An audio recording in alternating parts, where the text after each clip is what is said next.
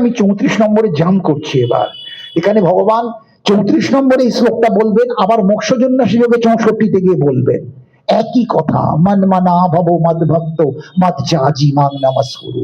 রাজবিদ্যার সার বস্তু, গীতার শ্রেষ্ঠ লকেট। তুমি কি করবে?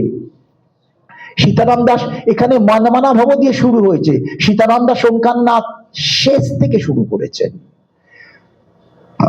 কারণটা বোঝা দরকার। মান মানা ভব, আমি এই আলোচনা কোনোদিন এমনি পাঠে করিনি, এগুলো আজকে যা বলে যাচ্ছি, ইচ্ছে করে না, আজকে করছে, কিন্তু ঘড়িটাও দেখছি। মান মানা ভাবো, তোমার মনটা আমাকে দাও। তোমার মন একটা বাটির মতো, আমাকে দিলে কিন্তু অন্য কোনো কিছুতে মন আর দিতে পারবে না। সেই জন্য পুরো মন আমাকে দেওয়া খুব অসুবিধে। তাই ভগবান পাতলা করলেন, এটা চিবোতে পারবে না, আর একটু হালকা করে দিচ্ছি। মদ ভক্ত, তুমি আমার ভক্ত। ভক্ত হলে পুরো মন দিতে হবে না। সংসার করো, উটকাচালি করো, খানিকটা আমায় ভক্তি করছো, মানে যেটা 100 ছিল এখন 115 হয়ে গেল। আমার ভক্ত, ওইটুকু অন্তত সন্ধ্যেবেলা যে আসেন ওইটুকু চললো, মদ ভক্ত। এবার ভক্ত হতেও পাচ্ছি না, কিছুতেই ভগবানের মন যাচ্ছে না, ভগবানের কথাতে কোনো শ্রদ্ধা নেই, কোনো কিছু হচ্ছে না।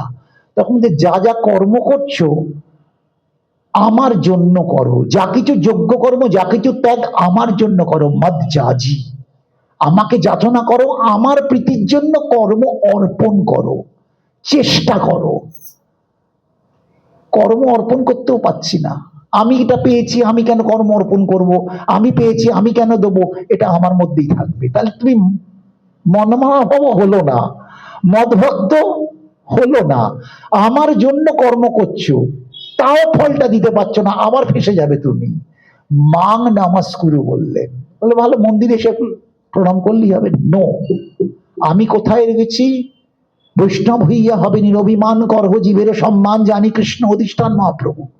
জগৎবাসীর মধ্যে আমি রয়েছি, সমস্ত মানুষের মধ্যে রয়েছি, মানুষের মধ্যে আমি আছি, এই কথা চিন্তা করে তোমার মাথাটা নিচু করে দাও, আমার মাথা নত করে দাও হে তোমার চরণ ধুলার পরে।